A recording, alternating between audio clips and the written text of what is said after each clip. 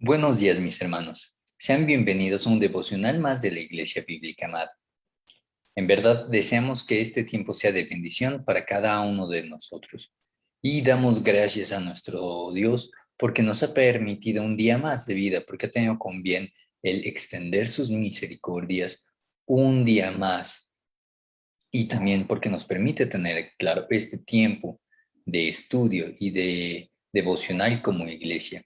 Si es primera vez que te reúnes o que estás viendo este video, estamos teniendo este tiempo devocional casi todos los días, 6 días a la semana, de domingo a martes a las 9:30 de la mañana y de miércoles a viernes a las 8 de la mañana. Los días sábados descansamos.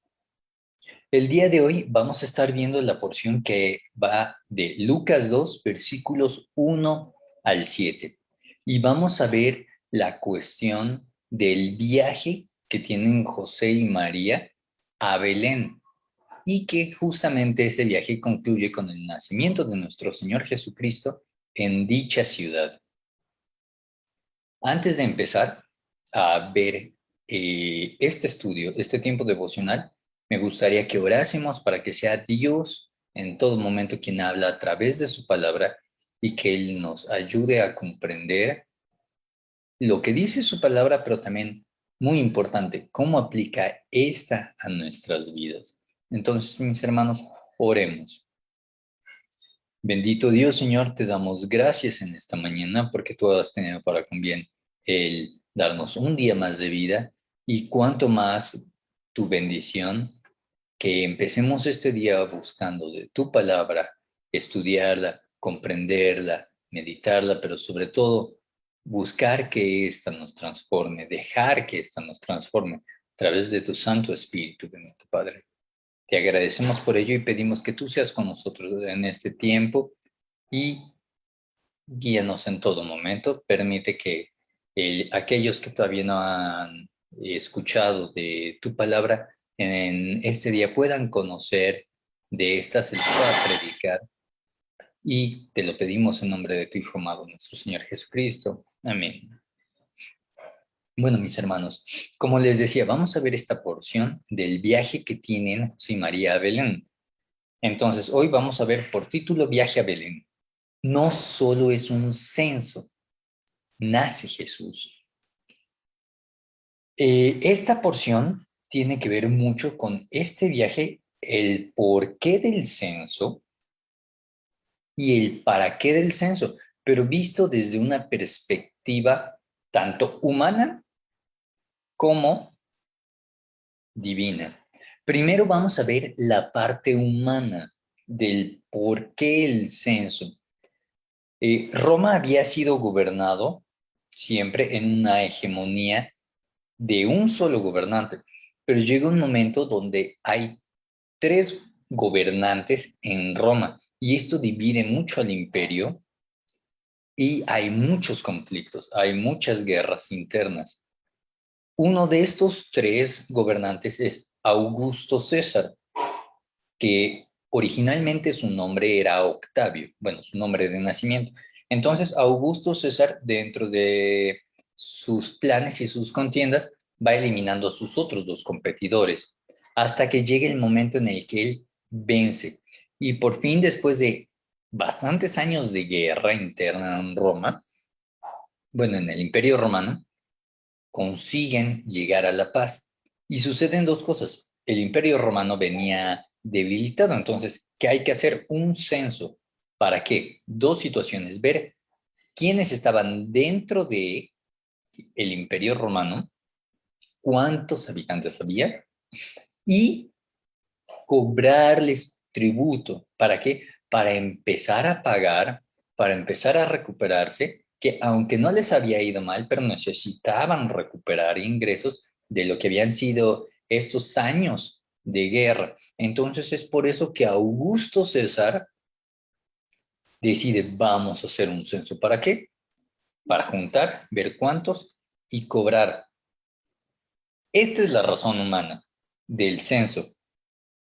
Pero vamos a ver qué hay detrás de esa razón humana, detrás de esa mentalidad humana que llevó a ser un censo. ¿Por qué? Porque lo que hoy vamos a ver es que detrás de toda razón, de toda situación que para nosotros tiene un contexto humano, hay un plan de Dios. ¿Por qué? Ahora vamos a nuestra porción. Lucas 2, versículo del 1 al 7. Aquí el evangelista nos permite ver algo, que todo lo que acontece en el mundo, ya sea de carácter político, eh, por ejemplo, ahora en nuestros tiempos, en carácter de salud, la cuestión del COVID, en carácter internacional, el conflicto que hay entre Israel y Gaza, que como lo ha venido también mencionando el pastor, o sea, es un conflicto entre naciones hermanas porque tienen un origen con Ismael, tiene todo eso un propósito alineado con los planes de Dios. ¿Por qué? Podemos ver esto en el versículo 22. No compete tal vez esta porción, pero el evangelista dice en el relato, todo esto sucedió para que se cumpliera lo que el Señor había hablado por medio del profeta. Es decir, este censo se hizo para que José y María fueran a Belén, aquella ciudad Efrata. Hay quienes traducen el Efrata como pequeño, pero también se puede traducir como fructífero o fértil. Entonces, para que José y María fueran a esta Belén, a esta ciudad que era considerada pequeña dentro de las ciudades de Judá, para que naciese el Mesías y se cumpliera que lo que dice el profeta Miqueas. Me parece el versículo es Miqueas 5:2 o 2:5 por ahí, cuando dice, de ti saldrá el que será el Señor de Israel, y sus salidas son desde el principio, desde los días de la eternidad.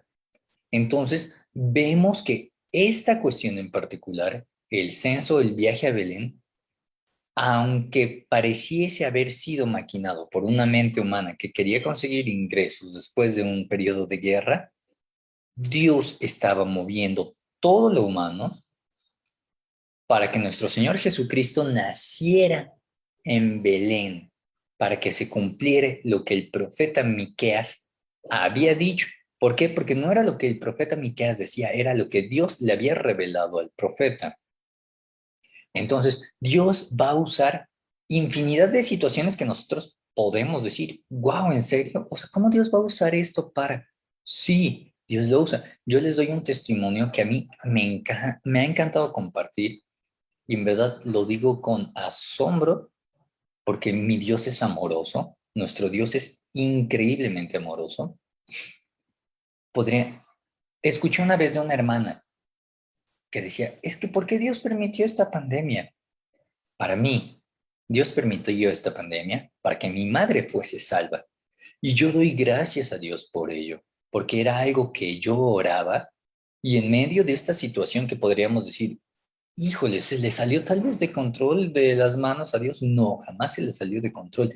Dios tenía en su perfecto plan que muchas personas padeciesen esa necesidad y ahora sí, vencidos, cansados, atribulados, necesitados de ese rescate, buscasen a Dios. Y damos gracias a Dios por ello, porque en verdad el pastor lo ha dicho, infinidad de gente que ha estado dispuesta a escuchar del Evangelio en estos tiempos de necesidad. Entonces, por eso veíamos que lo que puede parecer algo indistinto para Dios, que es un tema más humano, todo Él lo planea y lo pone en marcha para cumplir sus propósitos. ¿Y cuáles son sus propósitos? Que todo el mundo conozca de Él, que los corazones se conviertan a Él, que se arrepientan los pecadores, que nosotros prediquemos la palabra. ¿Para qué? Para que una vez el mundo entero escuche la palabra, nuestro Señor Jesucristo venga. Entonces, como les decía, podríamos ver que la movilización de José y María hacia la ciudad de Belén respondía al edicto que había dado Augusto César, pero no respondía a la manifestación del plan de Dios. ¿Por qué? Cuando el profeta Miqueas, veamos lo que dice al final de este versículo, cuando dice, y sus salidas son desde el principio, desde los días de la eternidad. Es decir, nuestro Señor Jesucristo ya había sido pensado para venir y redimir a la humanidad, venir y nacer hecho hombre desde el principio, desde los días de la eternidad, antes de la creación del mundo. El plan de salvación ya estaba en los pensamientos de Dios, en el corazón de Dios. Podríamos una vez escuchar a alguien, bueno, es que si, digo, no cristiano, es que si Dios, porque si Dios es Dios, permitió la caída.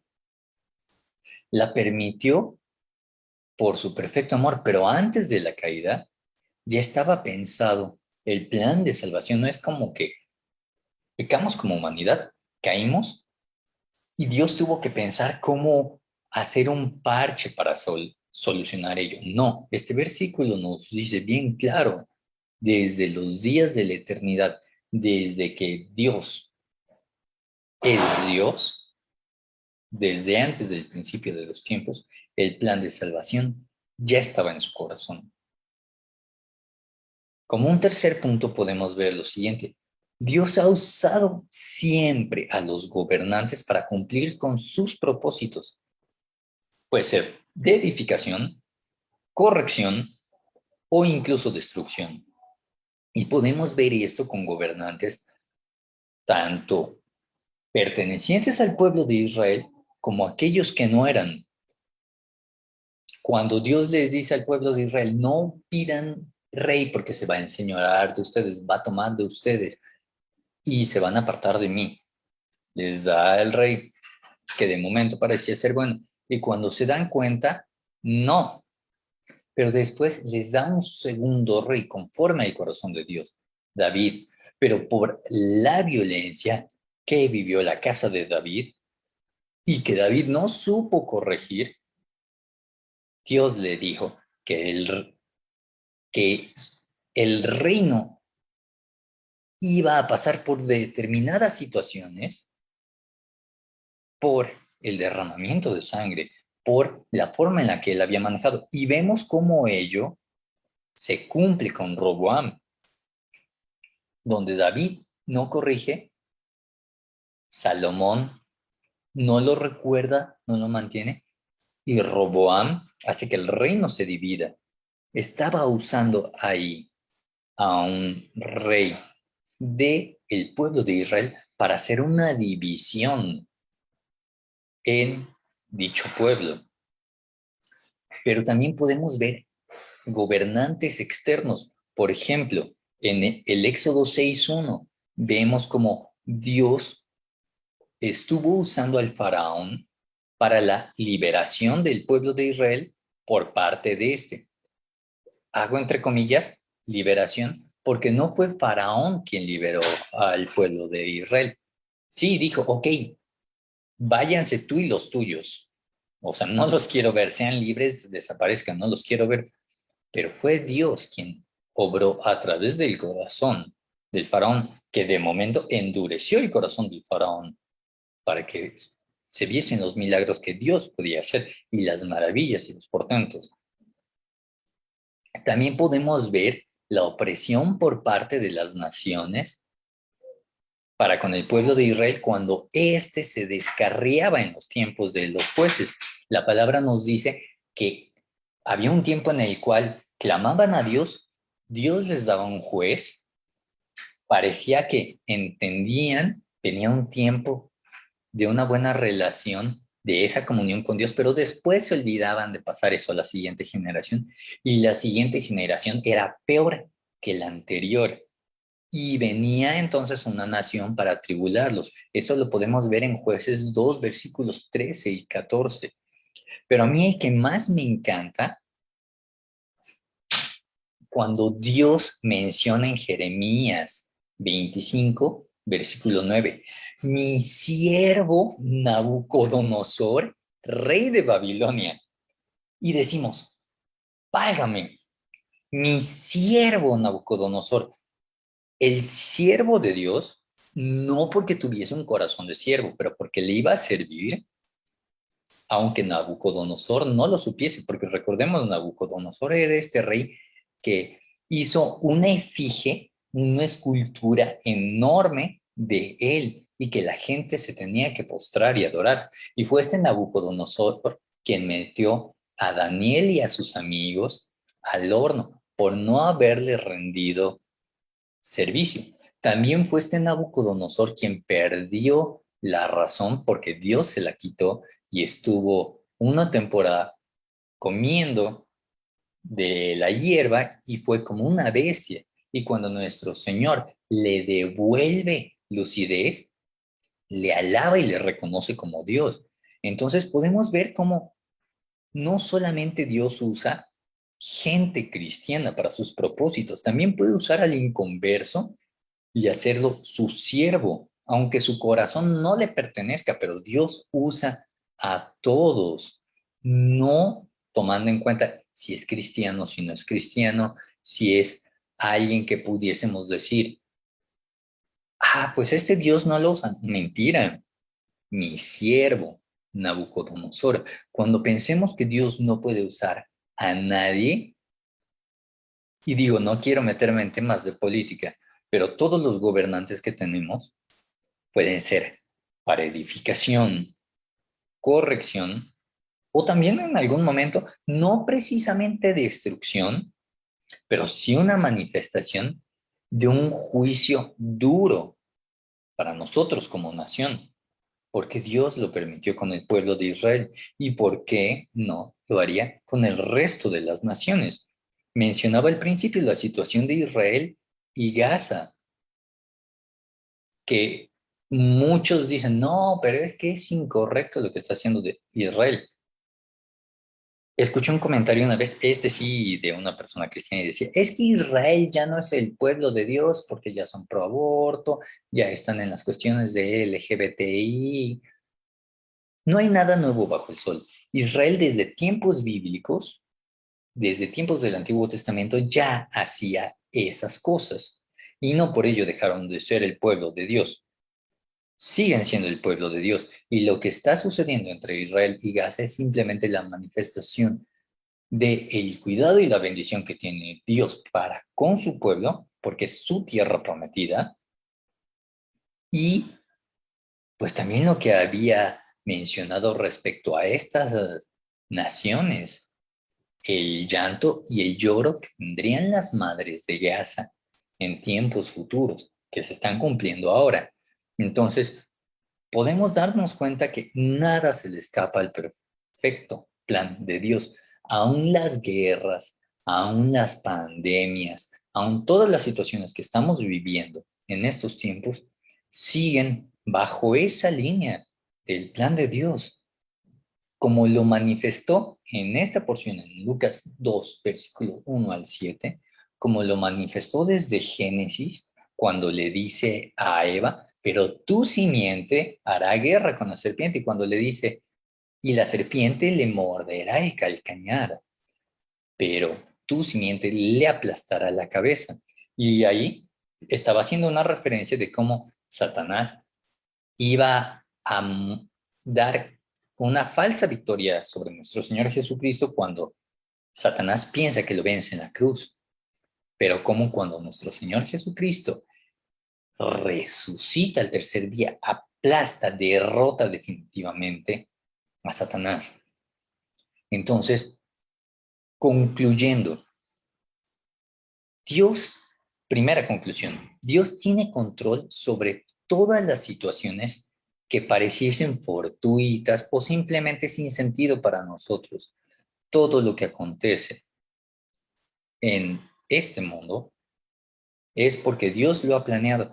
Así lo más mínimo, así lo más trivial que pueda parecer para nosotros, o así lo más humano, lo más mundano, lo más político, lo más soso, todo tiene un plan debajo de su perfecto plan, porque no hay situación ni tema que se escape al Todopoderoso. ni aun aquellos que nosotros nos cueste ver cómo obran, cómo actúan. Les digo, no quiero volverme político, bueno, volver este devocional político, pero si quedó X gobernante o Y o Z en el ayuntamiento, es porque Dios los pone. Sí, tenemos que orar por nuestros gobernantes, por quienes están en autoridad y en eminencia, pero si están ahí es porque Dios quiere que ellos actúen conforme a su voluntad. No son temas de política, es a quienes Dios ha designado. Segundo punto, debemos de perder el temor cuando vemos el mundo como un lugar hostil. Sí, bien es cierto que el mundo se rige, obra conforme a los intereses del mundo y conforme a los intereses del príncipe de este mundo. Pero no hay nada que nos pueda acontecer a nosotros como hijos de Dios si es que Él no lo permite primero. Recordemos el caso de Job. Satanás andaba rondando por la tierra y ve Dios con buenos ojos a Job y le dice, ¿no has considerado a Job mi siervo? Y cuando Satanás le dice, si tú haces esto, porque le has hecho esto, pero si tú le quitas esto, verás que si no. Y Dios le dice, ok, ve y toca a su familia, pero deja su salud. Ve, toca su salud, pero no me lo mates. Entonces, todo lo que acontece en nuestras vidas, tenemos que tener la certeza de que es porque Dios lo permite. No tenemos que vivir con un temor de, es que, ¿por qué está sucediendo esto en la política? Es que, ¿por qué está sucediendo esto en la internacional? Es que, ¿por qué está sucediendo esto en la economía? Yo sé que hablar de economía también es algo muy fuerte para nosotros, no solo como iglesia, sino como seres humanos, y más en medio de esta situación de pandemia. Pero si está sucediendo ello es porque también Dios quiere probar nuestros corazones a través de la economía. Veíamos el día de ayer que cuando hay una situación de prueba que se vuelve constante es porque no le hemos aprobado. Y a lo mejor, hablando del tema de la economía, Dios permite que pase todo esto para que en el tema de lo económico aprendamos a depender menos del dinero que nosotros creemos que ganamos o que nos sentimos autosuficientes por ese dinero, pero también que a lo mejor nuestro corazón aprenda a ser más generoso o más obediente en el tema de los diezmos, en el tema de las ofrendas, en el tema incluso de hacer misericordia para con el prójimo cuando lo encontramos en la calle. ¿Y por qué menciono esto? Porque no tenemos que tener un temor de, rayos, es que si doy el diezmo me voy a quedar justo. No, al contrario, es tener la certeza de que Dios no va a dejar sin pan nuestra casa, que Dios va a proveer y entonces no nos afligimos por lo que pasa en el mundo, porque confiamos en que lo que está pasando en el mundo es conforme al perfecto plan de Dios.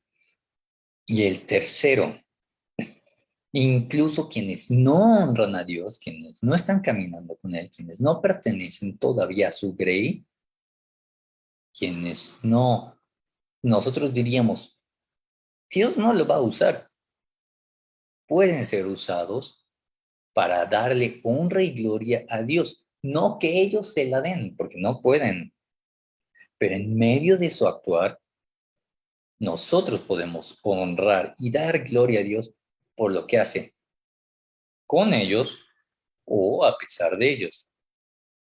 Y si ellos pueden hacerlo, si Dios puede hacerlos siervos suyos, a pesar de que no, su corazón no está conforme a lo que Él pide, ¿cuánto más no podemos hacer nosotros que pertenecemos ya a Dios? A José y María se les da una indicación, ve a tu tierra a hacer el censo. Y no dijeron, no, es que ¿por qué? Es que estamos en últimos días, ya viene el bebé, no, cumplieron, porque se dieron cuenta que era algo que se tenía que hacer. Entonces, nosotros tenemos que ver eso, las conclusiones. tener seguridad de que todo lo que está pasando en nuestro mundo es conforme al perfecto plan de Dios. Y darle gracias porque Él siempre ha sido un Dios que tiene control. No dejarnos atribular ni tener miedo por las situaciones que están pasando, porque Dios no nos va a dejar sin su sustento, sin su soporte, sin su protección y sin su cuidado. Lo ha hecho. Si Dios cuida a las aves que no trabajan y comen y tienen un hogar, ¿cuánto más nosotros? ¿Cuánto más no lo hará con nosotros? Y el último, jamás lleguemos a pensar que Dios no puede usar a alguien por el hecho de que no es cristiano, por el hecho de que no ha entregado su vida al Señor. Porque Dios usó a Nabucodonosor, y si lo usó a él, ¿por qué no ahora?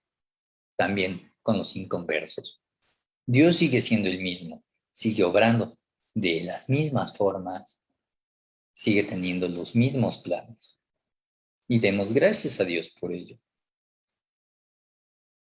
Bendito Dios, en esta mañana te damos gracias porque tú nos permites tener este tiempo devocional y porque vemos que tú has hablado a través de este Señor. Te agradecemos porque tú pones en nuestros corazones este aliento, este confort de que tenemos que tener claro que todas las situaciones que están aconteciendo a nuestro alrededor en este mundo son conforme a tu plan, que jamás has dejado de estar en control, sino que siguen cumpliendo tu perfecta voluntad. Y te damos gracias por ello, bendito Dios. Te agradecemos por esta palabra de aliento, de reafirmación. Y te pedimos perdón si en algún momento nuestros corazones han titubeado y han desconfiado del porqué de todas las situaciones que estamos pasando. Te pedimos que tú nos ayudes a tener siempre presente que todo lo que pasa es porque tú así lo has planeado.